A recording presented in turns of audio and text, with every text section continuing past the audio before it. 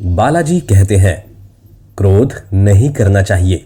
बालाजी कहते हैं कि सब कुछ करो जो तुम्हें करना है, लेकिन लालच से नहीं, अहंकार से नहीं, वासना से नहीं, ईर्ष्या से नहीं, बल्कि प्रेम, करुणा, नम्रता और भक्ति के साथ। बालाजी कहते हैं कि जो व्यक्ति कामी प्रवृत्ति का होता है उसके मन में लोभ होता है, और जो अत्यधिक क्रोधी स्वभाव का होता है इसके लिए नरक के दरवाजे शरीफ खुले होते हैं। अर्थात ऐसे व्यक्ति तो सिर्फ नरक में ही जगह मिलती है। मनुष्य सब कुछ जानता है और सब कुछ उसे नहीं मिल सकता। आपको जो मिला है उसके लिए घर, और जो आपसे खो गया, उज्जवल आपसे हो गया, उसके लिए निराश भी मत हो। भगवान कहते हैं कि मैं सभी प्राणियों के हृदय में हूं। मैं ही सभी प्राणियों का आदि, मध्य और सब में एक साथ नहीं रहता। आज दुख है तो कल सुख भी आएगा। सुख के बाद अब दुख भी आना स्वाभाविक है। आपको पूरे धैर्य और भगवान पर विश्वास के साथ अपना जीवन निर्वाह करना चाहिए।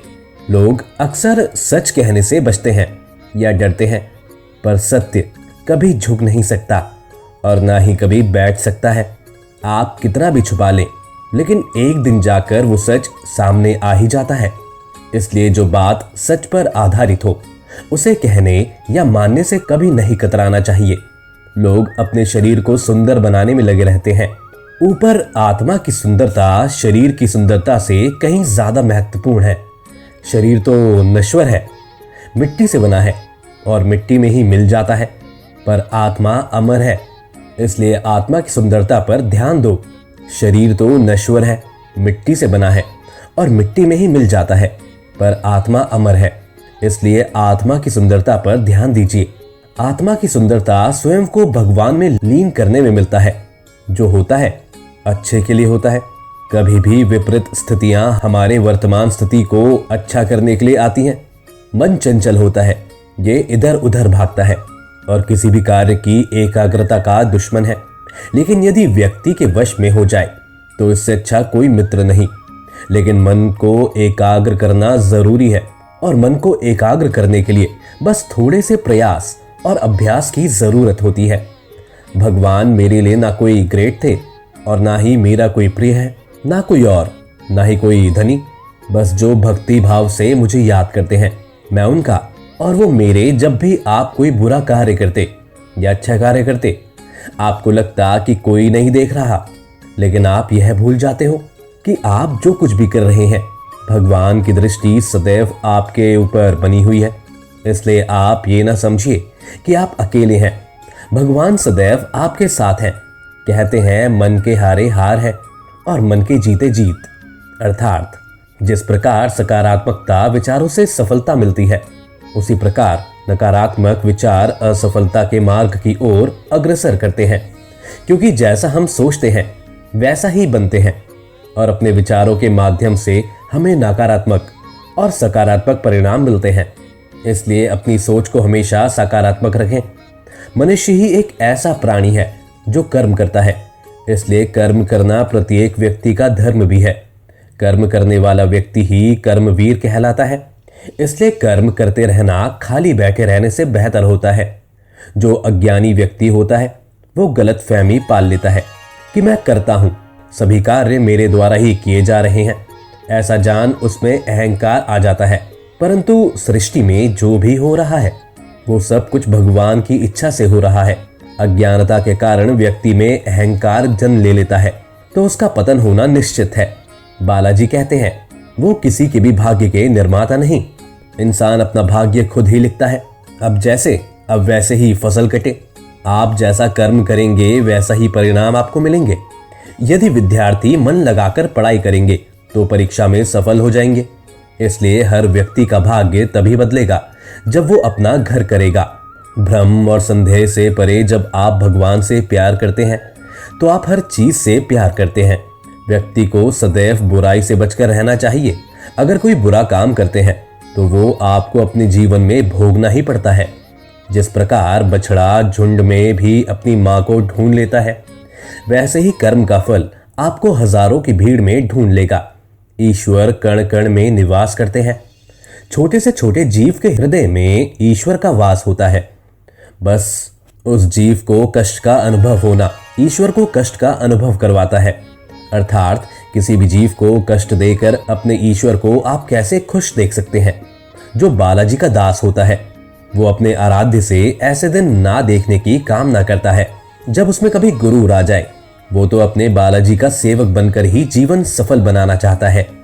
जब व्यक्ति सदैव हंसता खेलता मुस्कुराता रहता, अगर वो अपने स्वभाव में लीन हो जाए और गाद चुप चुप गुमसुम उदास रहने लगे, तो समझ लेना उसके हृदय में एक पीड़ा है। उस पीड़ा ने उसे कमजोर बना दिया है। इस व्यक्ति के पास संपूर्ण धन, दौलत, ऐश्वर्य, वैभव सब है, मगर संतुष्टि नहीं। उस धन दौलत का कोई अर्थ नहीं है, क्योंकि वो व्यक्ति सदैव संतुष्टि की स्थिति में ही रहता है। जिसके पास संतुष्टि है वो थोड़े में भी संतुष्ट रहता है। जो व्यक्ति अपने अहंकार से भारी हो जाता है, उसमें अभिमान बढ़ जाता है, उस पत्थर की भांति ही होता है जो भारी होने के बावजूद भी नदी की धारा में डूबकर अपना अस्तित्व खो देता है। अगर किसी लक्ष्य, खुशी या सफलता के प्राप्ति में लंबा समय लग रहा है, प्रतीक्षा की अवधि अधिक तो हो सकती है, पर आपकी प्रतीक्षा से ज्यादा आपको मिलने वाला है। अपने कर्म पर अडिग रहिए और विश्वास रखिए उस ईश्वर पर जो आपके कर्म की परीक्षा ले रहा है। जो लोग जीवन को गोद और अतीत के भरोसे छोड़ देते हैं। बसंत ऋतु में जंगल के बीचों बीच गुलाब का पौधा अपने फूलों की सुंदरता पर इठला रहा था। पास ही लगे चीड़ के कुछ पेड़ आपस में बात कर रहे थे। एक चीड़ के पेड़ ने गुलाब को देखकर कहा, गुलाब के फूल कितने सुंदर होते हैं, मुझे मलाल है कि मैं इसके जैसा सुंदर नहीं हूं। वहां पर बहुत सारे चीड़ के पेड़ लगे हुए थे। उनमें से एक पेड़ ने बोला, मित्र, उदास होने की आवश्यकता नहीं, हर किसी के पास सब कुछ तो नहीं हो सकता। गुलाब ने उनकी बातें सुनी और उसने अपनी सुंदरता पर और गुमान करना शुरू कर दिया। बोला, इस जंगल में सबसे सुंदर मैं ही हूं। तभी सूरजमुखी के फूल ने उसकी इस बात पर आपत्ति जताते हुए कहा, लेकिन सब मुझे ही देखकर तारीफ करते हैं। देखो इस नागफनी के पौधे को, ये कितना बदसूरत, इस पर तो कांटे ही कांटे हैं, कोई इसकी तरफ देखता ही नहीं। ये तुम किस तरह की बात कर रहे हो? अब की बार चीड़ का पेड़ बोला, तुम में भी तो कांटे हैं, लेकिन फिर भी तो तुम सुंदर हो। गुलाब को इस बात पर गुस्सा आ गया, तुम्हें तो सुंदर का मतलब ही नहीं पता। तुम इस तरह मेरे कांटों और नागफनी के कांटों की तुलना नहीं कर सकते। हम में बहुत फर्क है, मैं सुंदर हूं और वो नहीं। चीड़ के पेड़ ने बोला, तुम में घमंड चढ़ गया है। इतना कहकर चीड़ के पेड़ ने अपनी डालियों को दूसरी ओर झुका लिया। इन सब के बीच नागफनी का पौधा चुपचाप रहा, लेकिन गुलाब ने गुस्से में अपनी जड़ नाग के पौधे से दूर हटाने की कोशिश की, लेकिन ऐसा संभव नहीं था। कुछ देर प्रयास करने के बाद गुलाब ने चिढ़कर नागफनी के पौधे से कहा, तुम एक पौधे हो, तुम में ना सुंदरता है, ना ही तुम किसी के काम आते हो।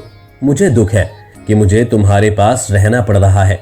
गुलाब की बात सुनकर नागफनी को दुख हुआ और बोला, भगवान ने किसी को भी निरर्थक जीवन नहीं दिया है। गुलाब ने उसकी बात सुनी और एकदम से मौसम बदल गया और बसंत ऋतु चल गई। धूप की तपिश बढ़ने लगी और पेड़ पौधे मुरझाने लगे। गुलाब भी मुरझाने लगा। एक दिन गुलाब ने देखा कि एक चीड़ नागफनी के पौधे पर जो चढ़कर बैठी है। कुछ देर बाद वहां से वो उड़ गई। चीड़ के पेड़ ताजगी से भरे लग रहे थे। गुलाब को यह बात समझ नहीं आई कि चिड़िया नागफनी पर बैठकर क्या कर रही है। उसने चीड़ के पेड़ से पूछा, ये चिड़िया क्या कर रही थी? चीड़ के पेड़ ने कहा, ये चिड़िया नागफनी के पौधे से पानी ले रही है। गुलाब ने पूछा, लेकिन क्या इसके सचमुच गाने से नाग पानी को दर्द नहीं होता? चीड़ के पेड़ ने उत्तर दिया, अवश्य हुआ होगा, किंतु दयालु होना चाहिए, आपको तकलीफ में नहीं देख सकता था। गुलाब उदास हो गया, तो इस गर्मी में नागफनी के पास पानी है? मैं तो पानी के बिना सूख रहा हूं। तुम नागफनी से मदद क्यों नहीं मांगते? वो अवश्य तुम्हारी मदद करेगा। चिड़िया अपने में भरकर तुम्हारे पास ले आई। गुलाब नागफनी से कैसे मदद मांगता? उसने तो अपनी सुंदरता के घमंड में उसे बहुत बुरा भला कहा था, लेकिन तेज धूप में अपना जीवन बचाने के लिए आखिरकार एक दिन उसने मदद मांगी। नागफनी दयालु था, वो मदद के लिए तुरंत राजी हो गया। चिड़िया भी मदद के लिए आगे आई। उसने नागफनी से पानी चूसा और अपने चोंच में भरकर गुलाब के पौधे की जड़ों में डाल दिया। गुलाब का पौधा फिर से तरोताजा हो गया। गुलाब को समझ आ गया था कि किसी को देखकर उसके बारे में राय नहीं बनानी चाहिए। उसने उससे माफी मांगी। इस कहानी में हमें सीख मिलती है कि किसी की भी शक्ल देखकर कोई राय नहीं बनानी चाहिए। इंसान की बाहरी सुंदरता नहीं बल्कि आंतरिक सुंदरता मायने रखती है, और हर किसी को भगवान ने अलग अलग गुणों से नवाजा है। इसलिए अपने गुणों पर अभिमान मत करो। एक दूसरे की सहायता से ही जीवन आगे बढ़ता है। जय श्री बालाजी। आपकी मनोकामना पूर्ण करें।